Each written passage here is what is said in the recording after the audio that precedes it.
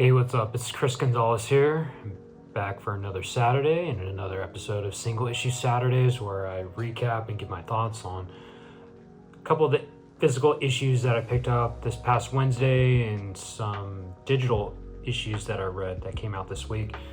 And this is a pretty big week compared to last week. I'm going over double of what I went over last week. And the first book I'm going to go over is one of the physical issues I got, and that's Escape, written by Rick Remender, art by Daniel Acuna, and he did the colors as well, and the letterer is Russ Wooten. So this picks up immediately after the issue 3 ended, but first it flashes back to Milton. He's just heading out to go to the war. His friend Nick is picking him up, and Nick is from the first issue. He is also behind enemy lines. We're not sure where he was. Pretty injured the last time we saw him, so will he show back up in the series? We'll just have to find out. But yeah, he just says his last goodbyes to his wife. And the artwork, man, the artwork is just incredible. Daniel Acuna, I mean, these anthropomorphic animals, just, you feel for them, and they're just animals. So Milton, he's telling his wife that in the war, he's going to war because the States, they need pilots, but she asked him, like, well, what do you need? And she tells him an escape. So called back to the title. So he tells her that he'll be back, and man, just a really touching moment. And then again, look at the artwork, man. He looks back,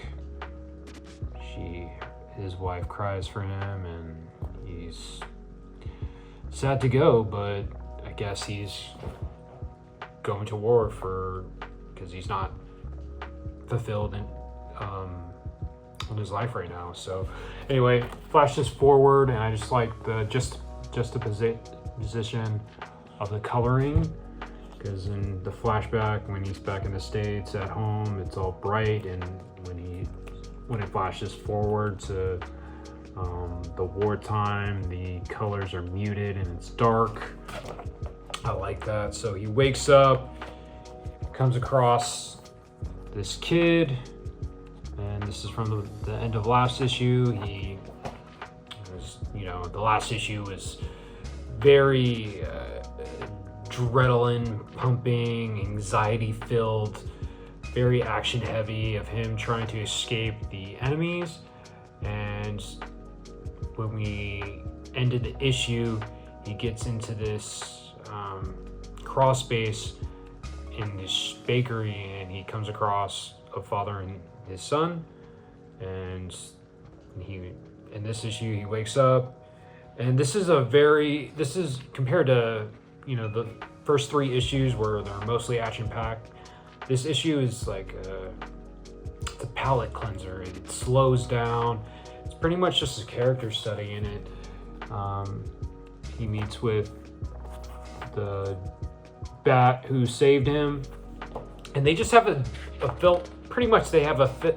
philosophical discussion about war and propaganda and what it does to the people. And I found it really, really enthralling and captivating that they're just talking for the most part,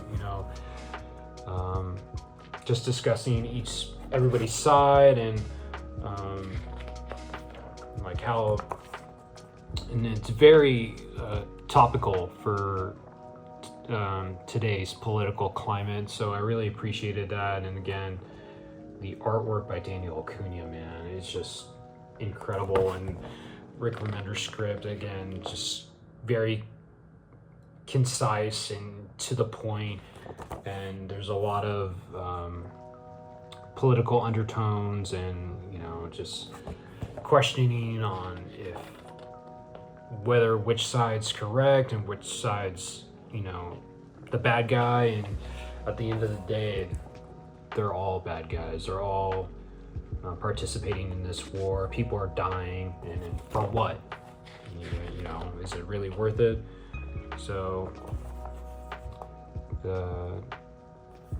yeah, they just pretty much, it's just a conversation between these two guys and how the wars affected each side, and you know, it's a very touching issue. Again, this is one of my favorite ongoings of the year so far, so I definitely like it. And again, a slower issue, not my favorite, but another excellent issue. So I highly recommend Escape by Rick Remender and Daniel Cunha.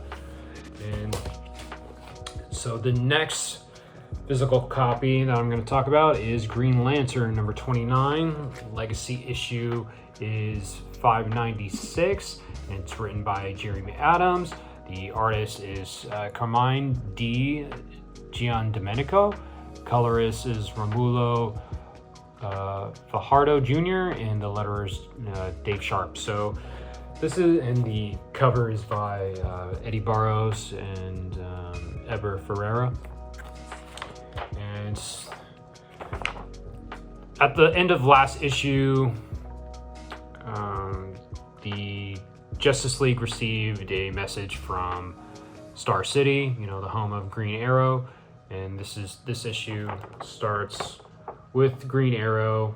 I believe I'm not sure if they're fighting Intergang. I don't know who they're fighting, but Green Arrow is looking into something going on in Star City where real estate is being bought all over this particular section of Star City. Rent prices are being raised, and police presence non-existent, and families who've lived in that particular area were forced to move, and you know, something's going on. So Oliver Queen, he looks into it, and when he goes into this particular building, he gets attacked, and Hal shows up, saves him. So I really enjoyed, you know, Hal Jordan and Green Arrow. They work really well together, and in this issue I really liked the banter back and forth. And even though, again, it's not Xermanico on the artwork, I really enjoyed the artwork on this. And then, so yeah, Ollie asks Hal what's going on with him, and Hal tells him that, you know, he looked into the Book of Oa, he got zapped and had visions of a potential future where Hal is pretty much gone to the dark side again, and he's killed a lot of people. So he's trying to figure out what's going on, and you know, Ollie tries to dig deeper, but Hal's, you know, put up a wall and he's closed off, but you know, he's still willing to accept his friend's help. So they asked Mr. Terrific about several leads regarding what's going on in Star City, and Mr. Terrific points to a company called Omega Construction, which, you know, has ties to Darkseid. And although this is not an official tie-in to the DCKO event, they do reference some things in DCKO. I think this probably in the timeline happens before all the events of DCKO. But again, the artwork, really good. My one nitpick is that some of the constructs were kind of hard to, you know, distinguish what they were.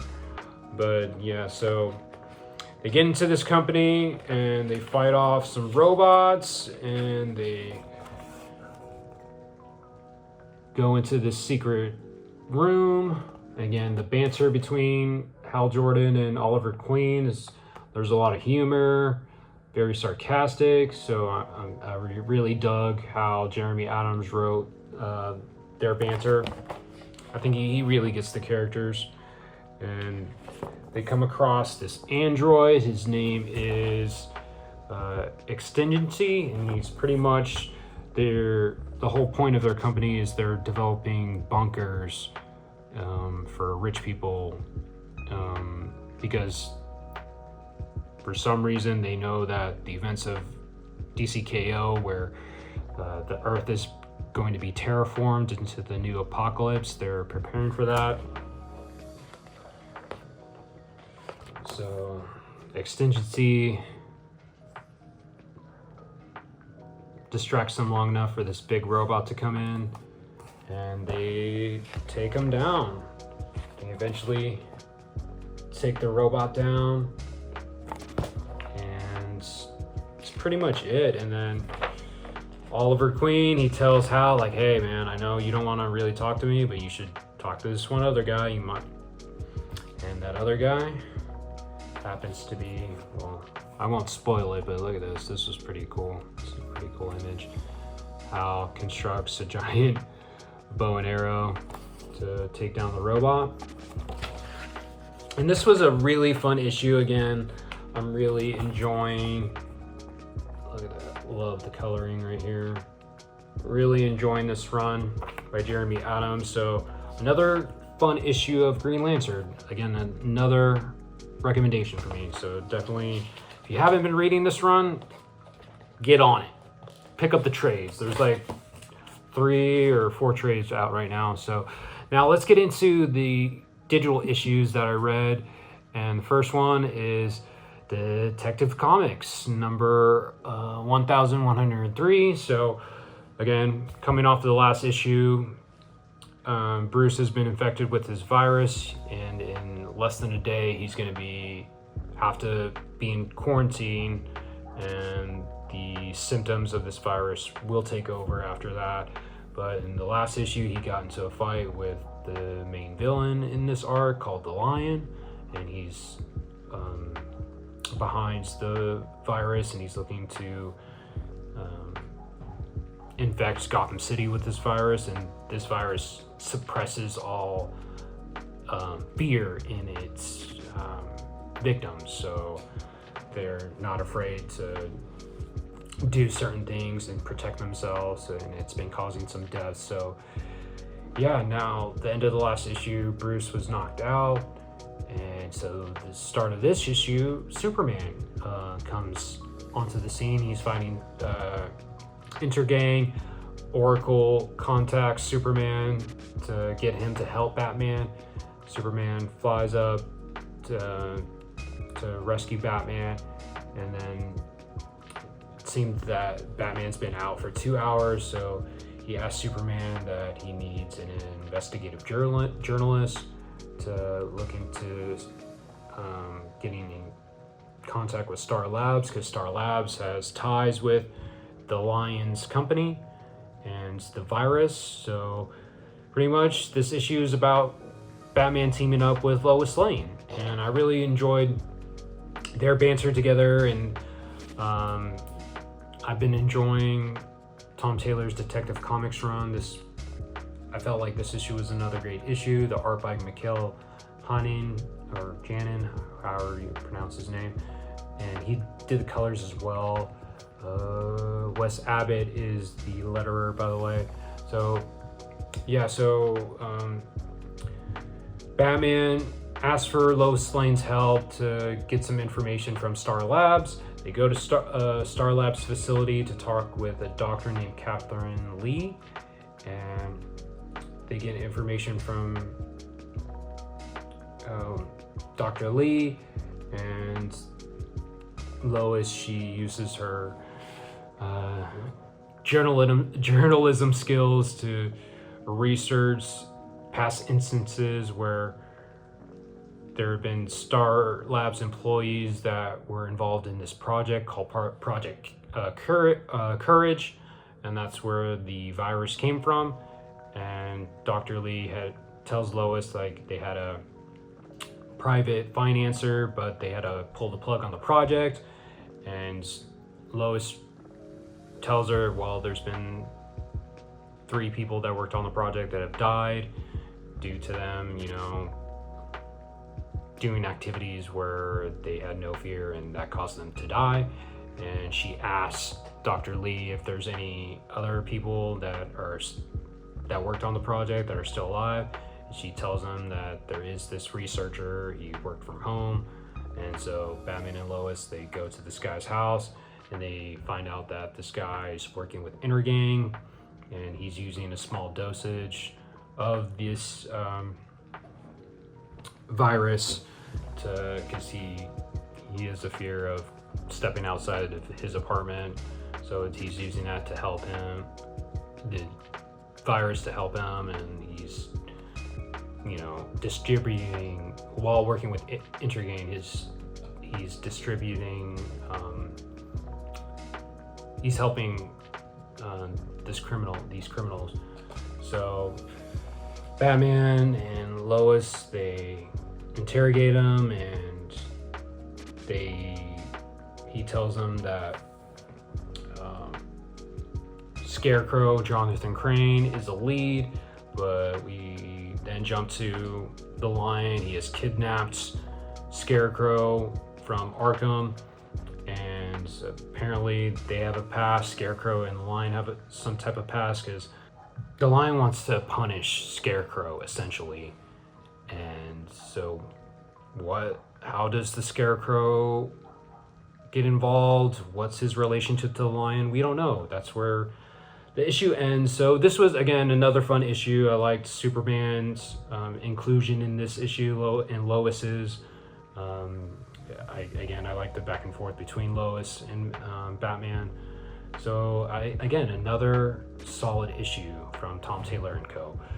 And the next issue I'm going to talk about is Justice League Unlimited, and this is issue 13, and this is a tie-in to DCKO. So Mr. Terrific, he's assembled a team of displaced heroes from across time, and there's 10 including himself. We got Tim Drake, Batman Beyond, Power Girl, Blue Electric Superman, Warrior Guy Gardner, female Dr. Fate, Aquaman when he has the hook hands, Alan Scott from Kingdom Come. Who else?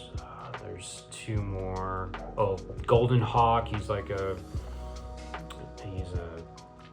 ancestor to Hawkman or something like that. And who else? Oh, and Owlwoman. So they go to hell because the demon Neuron he pretty much supercharged all the wannabe villains that are still on Earth and that are wreaking havoc and are preventing the Justice League from evacuating the planet. So they go to hell to try to stop Neuron. And this issue, again, was written by Mark Waid, art by Dan Mora, the letterer is Ariana Mayer, and the colorist is Tamara Bonvillain. Again, if I'm mispronouncing that, please correct me. But this was another really fun issue, and it really doesn't have that much ties to the main event of DCKO, but this issue was surprisingly gruesome. Like, people have died, and spoilers, Power Girl, Guy Gardner, the Warrior version of Guy Gardner, and Alan Scott, they all die in this issue. And Mr. Terrific, he was pretty cold and kind of ruthless because, again, since these heroes are all displaced from time, they can't go back to their own timelines. They're expendable, and Mr. Terrific pretty much says so. And the way Alan Scott dies was really brutal. Again, the way Dan Mora drew the hellscape and the environment with all the demons was very haunting and hellish, no pun intended. But yeah, and the way Alan Scott died in particular was really gruesome, and I can't believe that they went there. So I appreciated that. So they're trying to go through, again, they're trying to go through hell to get to Neuron, and yeah, a couple of heroes fell, and that's pretty much all that happened. I really did enjoy this issue. There's some humorous moments, especially from Guy Gardner. He pretty much called Power Girl boob window, and I laughed out loud for that. And so again, really fun issue of Justice League, and I can't wait for the next one. So again, another recommendation. And now let's get into probably the biggest comics that came out this past week. And the first one is DCKO issue 2, and this is written by Scott Snyder, and the main artist is Javier Fernandez, and then Joshua Williamson, he did the interlude sections, and Zarmonico, he drew the interlude sections, and the colorist is Alejandro Sanchez, and the letterer is Hassan Otsmane Elhal. Again, I'm sorry if I mispronounced that name, but the issue starts off with the interlude part where it's Bruce, Diana, and Clark, and Lois Lane. They're playing a board game, and they're playing a game of, if you were not a superhero, what would you do? And you can't pick what your current job is. So Bruce tells Diana she would be a tour guide, and they tell Bruce he would be a doctor, and then Bruce tells Clark that he would be a good president. And then it flashes back to the present, where the remaining 32 contestants, they're in this barren, like, desert wasteland, and the Heart of Apocalypse entity is narrating and saying that while the 32 contestants, it might have been a couple seconds for them to move on to the next round, over 1 billion years have taken place in order for this area that they're about to fight in took to be created. And so pretty much there's 16 items from the DC lore that's been placed in the arena, and it includes like Wonder Woman's lasso, Bane's venom, Thor's hammer, the power rings, the Speed Force ring, Blue Beetle Scarab, etc. So there's 16 items, and they have to obtain those items, and those who obtain the items, they move on to the next round. Those who don't, they die or they get eliminated. So I thought this issue was a lot better than issue 1. I liked issue 1. I thought it was pretty good, but again, I thought it was kind of convoluted, and it's not really new reader friendly. And to be honest, this premise is really, really silly. It's so silly that it's kind of dumb, but it's just really fun. And the way that Scott Snyder and Joshua Williamson, they wrote it, it just works for me. And it was a lot of fun.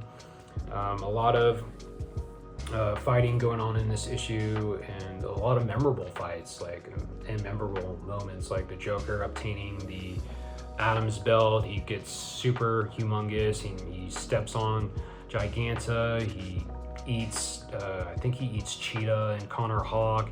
And then there's a moment where Lobo, he obtains Bane's venom, and then Starro,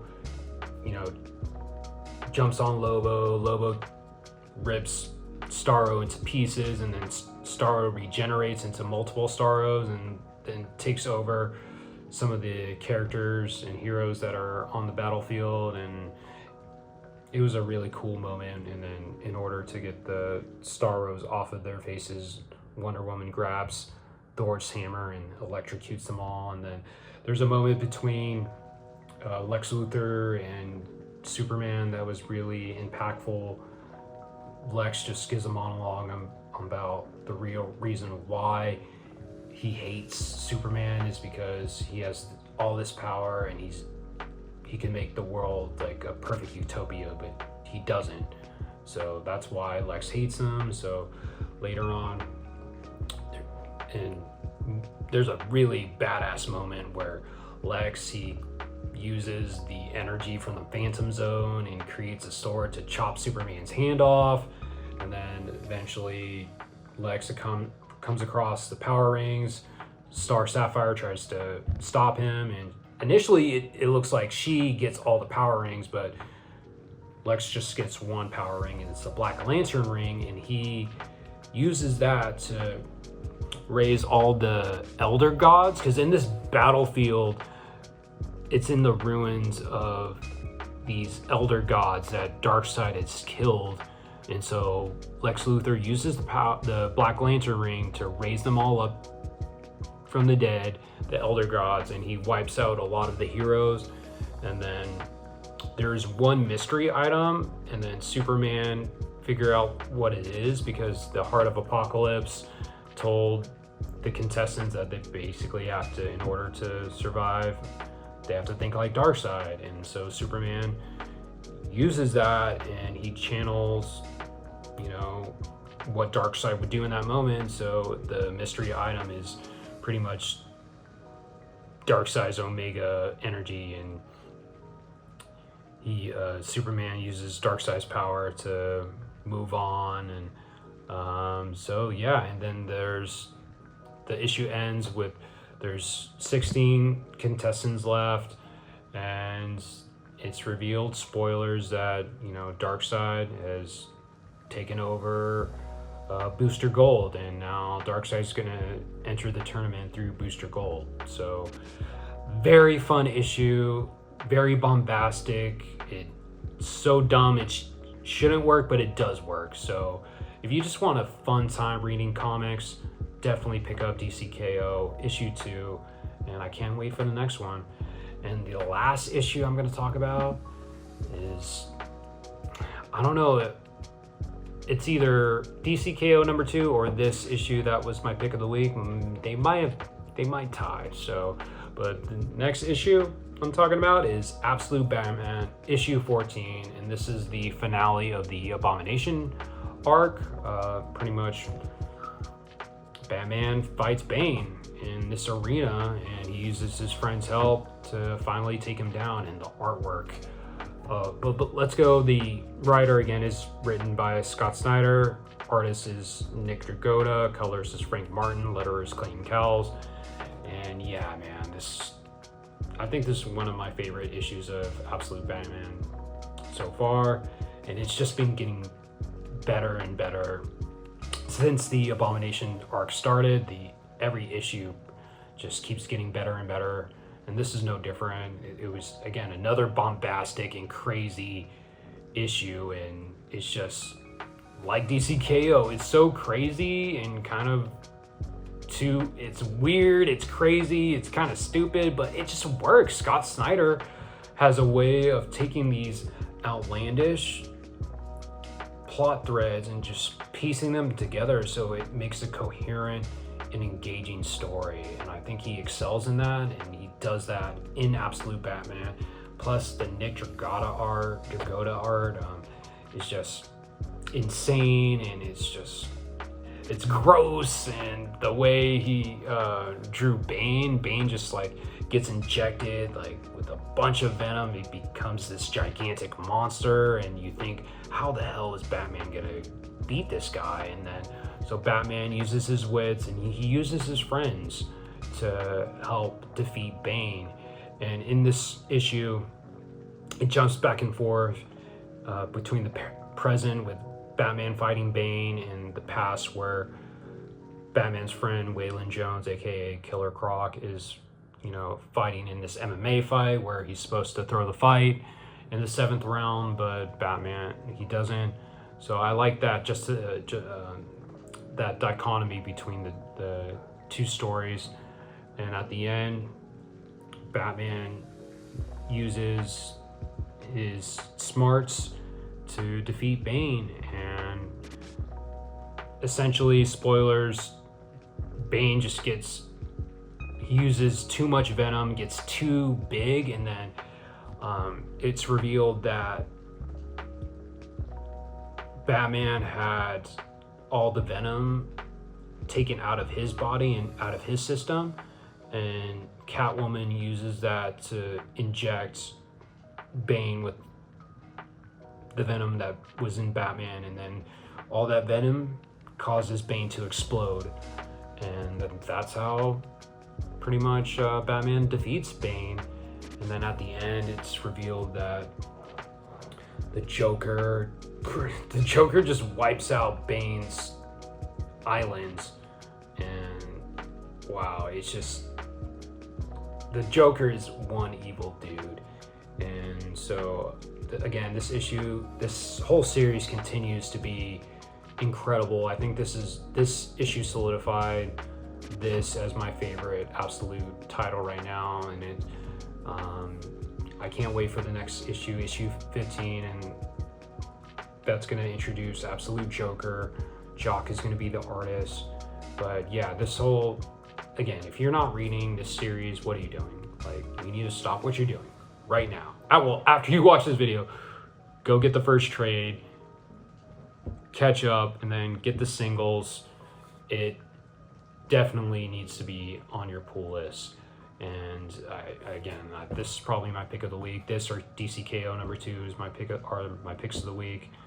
So yeah, those were all the books I wanted to talk about. So thank you for those who are watching, and like, comment, subscribe to the channel if you haven't. Let me know if you read any of these books, what your thoughts are. And yeah, that is it. So I appreciate it. Again, thank you, and I'll be here next week. Peace out.